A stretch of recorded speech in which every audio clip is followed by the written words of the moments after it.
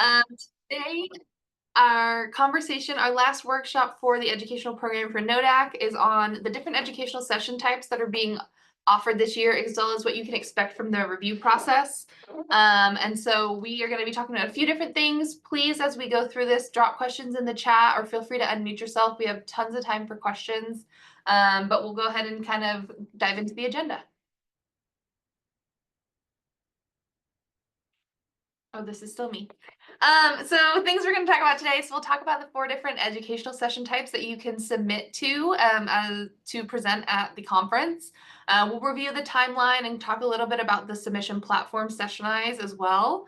And then we're going to spend time explaining how the review process works. And also, if you're interested in being a peer reviewer, the call for peer reviewers is open now. So we're hoping to recruit some folks to help us with that process.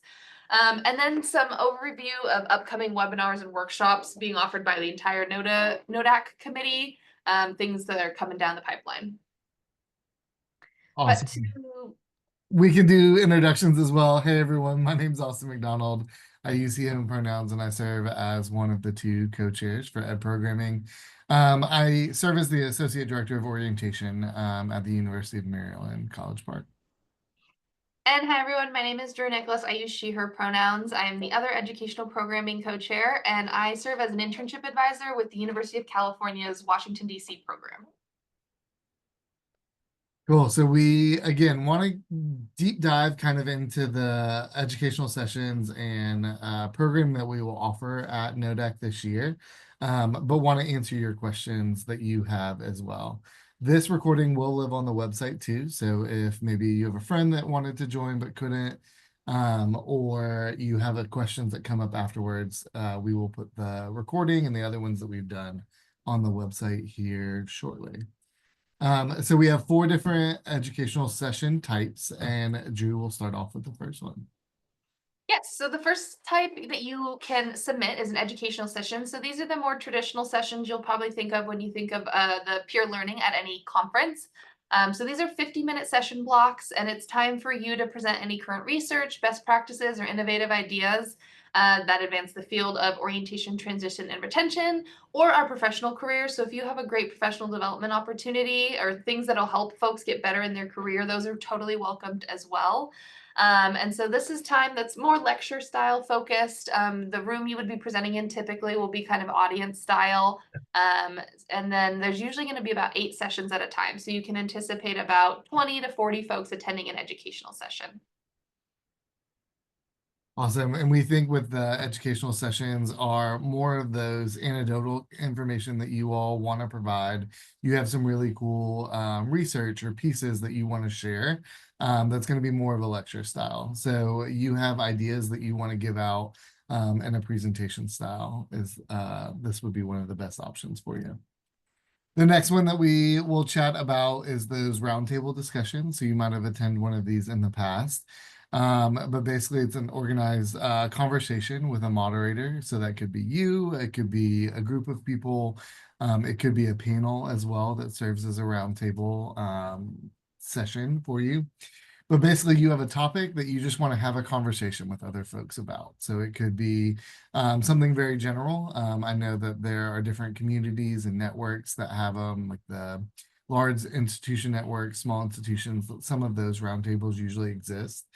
But maybe your institution is going through something very specific and you want to have a conversation with other folks that are going through this similar situations as well. With these, you will have folks that are coming that want to learn more or maybe even want to provide their experience. And so you will be able to have a conversation and have general a basis of what exists within these opportunities, but it could also be you want to get, okay, I have a specific question that deals with this topic, and you have the opportunity to ask that and get it answered there. If you're interested in hosting a roundtable and have specific questions about those, we'd be happy to chat through what might work well for you all. But usually roundtables are getting a group of people together that just want to have a conversation about the different topics. The next session you can submit is a skills brief. So these are again a 50-minute block session during all the other educational programming at the same time. These could happen. NODA introduced skills briefs 3 or 4 years ago, I believe, with the intentionality of kind of identifying sessions that could advance our skill in areas that we typically are using in our jobs, but maybe don't fit in the OT and R categories.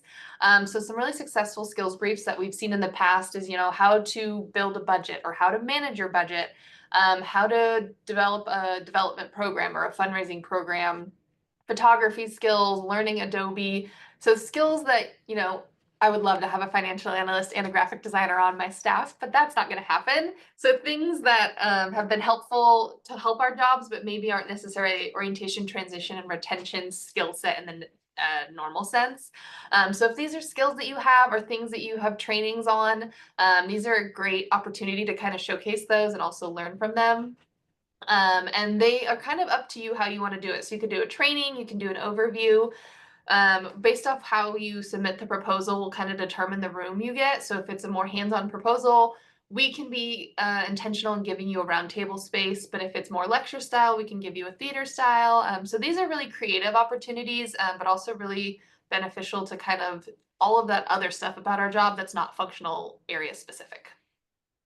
Absolutely. I attended an Excel skills brief here recently, and it was a great opportunity to get a refresher on some of the skills that you may want to share. And then lastly, the fourth session type that you can submit, and one that we're really excited about this year, is going to be the Research and Resource Fair. So this is new to NODA this year. We really want the opportunity for more folks to get involved within the NODAC conference committee, or excuse me, experience. And so this opportunity is for folks, if you have a specific research topic, or maybe there's a resource in your office that you want to share with folks. This is going to be table browse fair style, where you will be hanging out by a cocktail table, having a conversation with guests as they mingle around the room. And so if it's the research side of things, if you have a dissertation or a poster session, we want you to submit that, and more information about how the poster will get there and those kinds of things will be forthcoming. The resources, we're thinking about tangible items. So you have a really cool student training syllabus, or you do this really fun activity or small group session during your orientation programming. What is something that you can give out and have a conversation with more people as they're kind of mingling amongst the room. So it is kind of a elevator pitch, a brief introduction to the topic that you want to cover during this, but you get to reach a wider audience because folks will be able to mingle through this time. The R&R Fair, as we are naming it within our committee, is going to be kind of 90 minutes. So it's a little bit longer than the other sessions that you'll see. So the three that we talked about previously are the traditional ed session blocks, which are going to be 50 minutes. And so during this 90 minutes, it'll actually coincide with our cornerstone conversations, which are speakers and special initiatives committees is doing a workshop tonight, actually, if you want to learn more about what that is, or even volunteer to take part in that. But folks will be able to kind of flow in and out between cornerstone conversations and this R&R fair to get more information. So think browse fair, think if you were ever in admissions, a college fair where you can share information with a wider audience and get more tangible information. So those are the four different types that we offer. We'll walk through Sessionize really quickly in just a moment. However, we want to take a minute here to answer any specific questions about the three that have shown up previously, or even this new research and resource fair, if you have questions about those. And one other thing I would highlight about the research and resource fair, if that sounds really interesting to you, but you're also interested in presenting, when you submit an educational session, there is an option to identify that if your educational session is not selected for presentation, that you want to be considered for this. So you could say, oh, I want to present, but if I don't get to present, I'm definitely interested in being part of this fair as well. So that's an option on Sessionize as well if both seem interesting to you. And I'll also put the call to session website in the chat for you all, so you have the overviews of these after this webinar.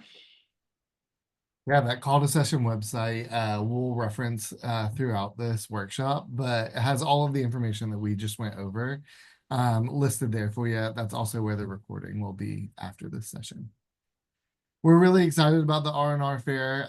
If we move on through this and you have a question, we're happy to come back to it. It'll be our first year, and so we'll see how it goes, but we are really excited about the opportunity of involving more folks through the ed programming process at NODAC.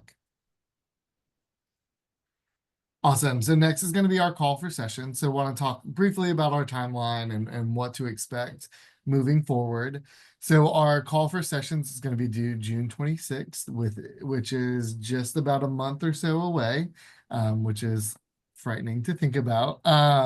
But we want to make sure that you all are aware of that deadline. So June 26th at 11:59, make sure that you submit that through Sessionize. I'm going to jump down to the bottom right, the presenter notifications. So we'll do selection and all of that process throughout the summer.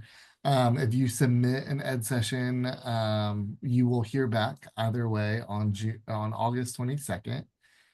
And then we do want to reiterate that our peer reviewer application is open now as well. We'll talk more about that process and what it looks like, but that application is going to be due on May 29th at 11:59 p.m. as well. Right. So then, as far as submitting your proposals, the platform that we use is called Sessionize. And our first webinar that is now on the recording is on the Call for Sessions website. There's a full overview of Sessionize where we go through each category. So if this is your first time using the platform or submitting for a NODA conference, I definitely encourage you to check out that video. It's helpful to kind of see how the platform works. You're also welcome to go in and play with it. It won't submit without you ever saying submit. So go in and play for it. But there's certain things that are like only show up once you make certain selections on the website. So I know one year I was submitting and I was like, why can't I submit my abstract? Well, I hadn't selected ed session, so that was why. So definitely check out that video if it's your first time doing this. But we'll also take a second here to kind of go over some tips and tricks specific to the submission process that we find very helpful. Absolutely. And this is just a highlight. Again, we went into this in a lot of details in our first workshop. But first, get creative with the title. And so those are going to be the first thing that people see as they're scrolling the app for the conference and identifying which ones they want to participate in. So get creative, try to tie it to the theme of endless possibilities if you can. We have some different cornerstones that we're really trying to be purposeful about how we kind of navigate what our offerings are and how they tie into those cornerstones. With your description, again, so your session title will be there, and then the next thing that they'll see is that description. It's going to be a short blurb of what your session will cover. This will be featured in the app, so that's what they will see kind of before they click on it.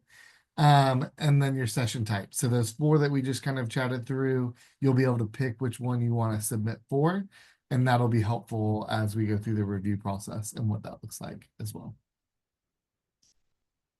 Other tips and tricks. So like I mentioned, there's skip logic. So certain questions will only populate once you've answered other things. So I share that because whenever I'm submitting a proposal, I love to copy the whole proposal into a Google Doc and type it there, but make sure you kind of try to hit as many buttons as you can before you copy it over if you're going to do that, so you get all the questions you need to answer.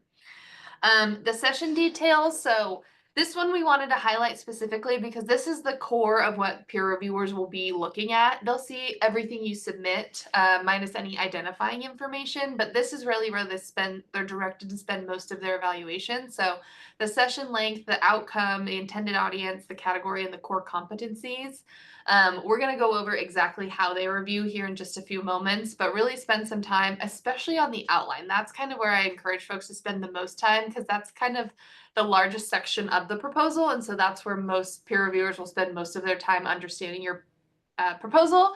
And then they'll also really be looking at your the core competency you've selected to be basing your program off of, and if you included any additional learning outcomes. So definitely spend some time there. I think peer reviewers aren't really evaluating the topic you're suggesting, but more the execution. That's what they're being asked to look at, is how much thought and intentionality has gone into this presentation. So really spending time there will make sure your submission is a strong submission.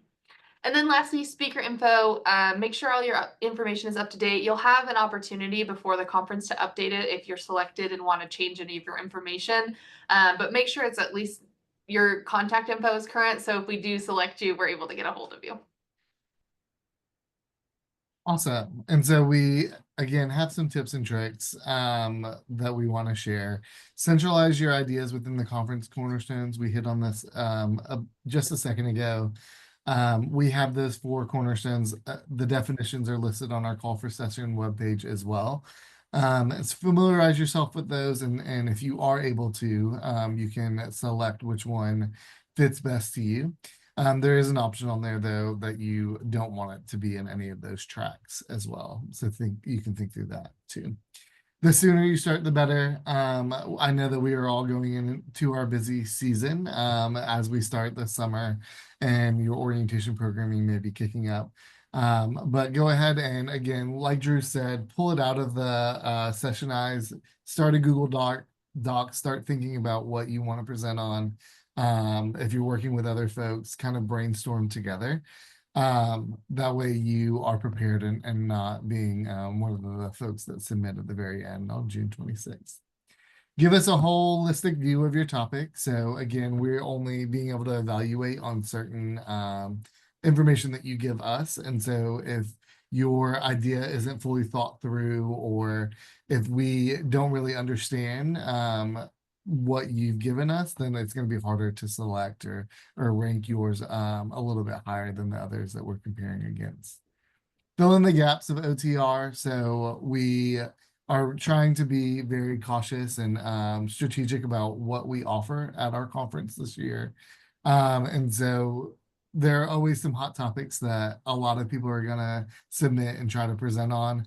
Think about those other pieces, maybe the T or R of OTR, and how transition or retention can maybe be a piece of that. And definitely encourage you to be one of the ones that submits a session proposal on those.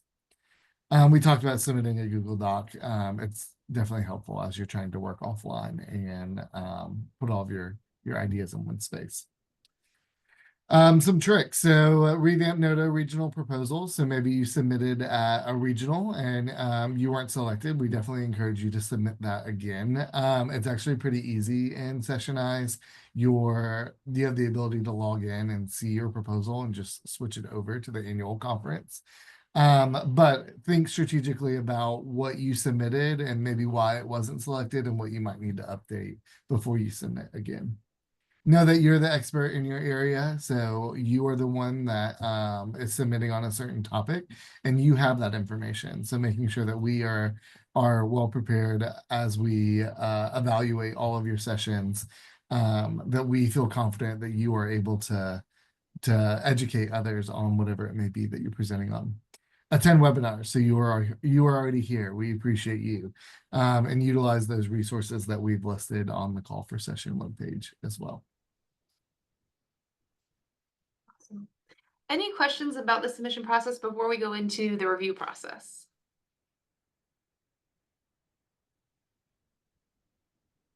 All right.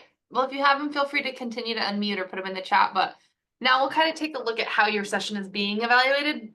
Helpful if you're considering being a peer reviewer and seeing what would be expected of you, but also as a submitter, how evaluators will be reviewing your process. So we have started, NODA in the last 2 or 3 years has started using a comparison model. It usually ends up being a lot more reflective of the best presentations than using a 5-star model. So this is what it looks like on the peer reviewers end. They will be given a different category, so your presentation will likely be lumped into a bucket based off the core competency you've chosen. So they'll be evaluated with other similar topics or folks or other presentations that are using the same core competency as a guiding learning outcome. And then peer reviewers will be given 3 sessions to review at the same time, and they will read each of them, and then they will rank them first, second, and third.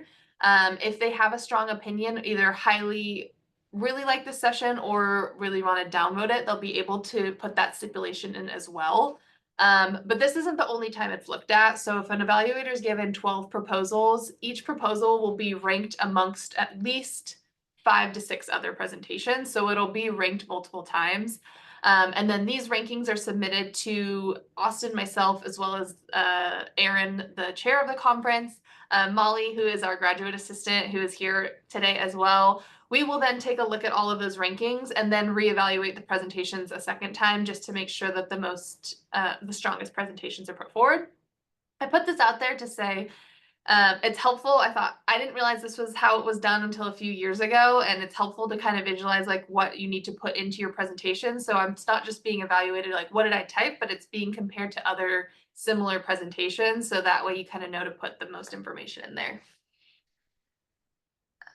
And yeah, so here's another visual of how that works. So the evaluator will read your whole thing. This one has identifying information. For the NODA purposes, your information will not be there, so it will be an anonymous submission from the peer reviewer's perspective.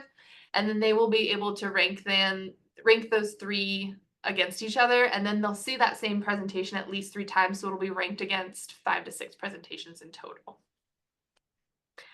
They also are given the option to put in qualitative feedback, and we will be incentivizing that this year. So if folks do give us quality feedback, not only ranking, but actually putting in typed out feedback, they'll be able to receive a Starbucks gift card, which we'll go into here in just a minute. So that's another little incentive. If you'd like to be a peer reviewer, you'll get a coffee out of it. What a great transition for the call for peer reviewers. So what a cool process that we just went over. You have the opportunity to be a part of that. And so we want everyone to kind of understand how the peer review process happens. So it's not Drew and I making the decision for all of the ed sessions or ed programming that happens at NODAC. There are a lot of people that go into it and evaluate those reviewers. So submitting your information, being detailed is really important as they are looking at those details. So the call for peer reviewers, we've got the QR code here, but we also put the link to the application in the chat. Again, it's due Monday, or excuse me, May 29th. That is not a Monday. It's due May 29th at 11:59. And the peer review process is going to take place between July 11th through August 1st. So we do understand that this is a busy time for you all. However, like Drew said, you will be evaluating 12 to 15 sessions per peer reviewer. And so it's that comparison model. So realistically, if you have 15, you're comparing 5 different rounds, if that makes sense. And so it's not a huge commitment, but we do want quality peer reviewers that are submitting the qualitative feedback as folks that normally are asking why they weren't selected. We want to be able to provide an answer that you all were making the decision through this peer review process. So July 11th through August 1st, you'll have the ability to do all of that. There is going to be a required training that'll take place in June. We will likely record that training. So if you're not able to make the actual webinar or the official training, you'll be able to review it through a recording that you'll have to do to be able to access Sessionize and start the peer review process. But we are looking for a detailed feedback. We really appreciate those that are volunteering their time, and everyone loves a Starbucks. Also, a little pro tip is that you are able to get a Starbucks gift card, and there's a Starbucks right across the street from the hotel in San Francisco. So that is good to know. Awesome. So you are able to click the link in the chat to access that peer review if that QR code isn't working for whatever reason. Awesome. So we've got some resources for you. This is one of our last workshops for ed programming. We've done a couple so far, but we are here for you. If you have questions before you submit, feel free to email us at nodac2025@umn.edu. We are happy to assist and answer those questions. And then stay connected. So very thankful that you all are attending webinars and workshops. Our conference committee is being intentional about what we're offering, and like we said, we have another one tonight. We encourage you to attend as well. Ashley, go ahead. Hello. I'm from Hawaii University here in Southeast Texas. Sorry, can you hear me? There. Okay, perfect. Yeah, I just realized I had my mic down. I'm sorry about that. So my question is, because I did see it on the website, the theme for endless possibilities, but could you again kind of give us a walkthrough of what that really entails? Because I'm just trying to get a better sense of the theme when I write my proposal. Absolutely. And that is great. We did a webinar workshop. I never know what we're calling these things, so that's why they're interchangeable to me. On understanding the theme, that recording should be on the website shortly. However, happy to chat through that. So we have 4 different cornerstones that we kind of want to focus on. We've got representation, innovation, community, and progression. So when we, as a committee, chatted about our conference and what we wanted to accomplish, we thought about where last fall. So things have changed a lot between last fall and now, and kind of where we're at in the world and things. But we thought through all of the different pieces that everyone has, and all of these different ideas and things that, you know, people are doing really cool things in our field, and how can we share that with each other. If you look at the different cornerstones that are there are definitions for you too. And so specifically for representation, just to give that as an example, we said the objective of that cornerstone was to ensure that OTR programs are accessible and engaging all campus partners. And our focus areas within that cornerstone are going to be programming, policies, intentional recruitment and onboarding practices, and global awareness and advocacy. So that's just an example. It is very broad, and that's for a reason, because of all of the things that our folks in the field are doing and what they can share with each other. Drew, do you have anything to add? Yeah, I would say I think the cornerstones are definitely there to kind of be the guidance of key topics we are hoping folks will bring to the table. But I think we chose endless possibilities and being so broad to hopefully let folks, you know, what do you want to get from this? What do you want to teach? What do you want to learn? But with endless possibilities, hoping to kind of gear folks in a solutions oriented mindset of, you know, there's so much going on in the country, in the world of higher ed. Policies are changing, funding is changing. And so trying to lead folks into like while we've got all of these things we're trying to solve and make greater college experience every day, like what are the solutions you're bringing to the table? You know, trying to, even if it's a round table, like we don't have the solutions, but we're hoping today to leave with solutions. So I think with endless possibilities, trying to get folks in a solution oriented or solution brainstorming method mindset. Yeah, that's such a great question. I don't know, we kind of felt like we are, you know, for so long we were in the COVID era, and we hope to kind of be on the outside of that. And AI is being introduced. And so what are some cool things that folks are utilizing now that we can share with each other to really learn and grow? Oh, absolutely. Thank you so much. Thank you. Yeah, thank you for the question. Other questions that we can think of?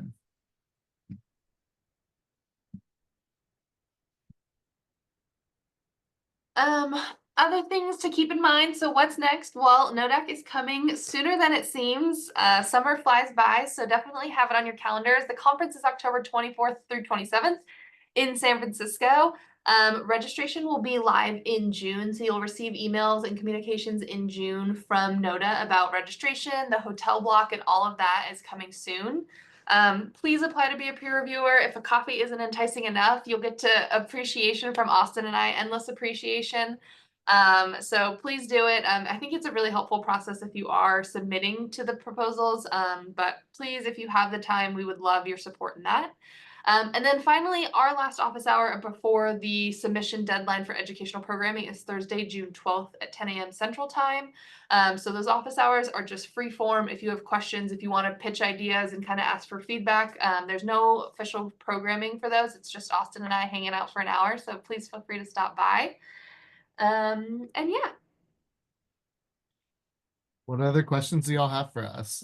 You can always email us using the email as well, but that's the bulk of our presentation for you today. We will stay on for just a few minutes if you want to hang back, but we appreciate you all being here and looking forward to the submission process and NODAC. Good luck with your busy season if you are going into that To season. those who celebrate.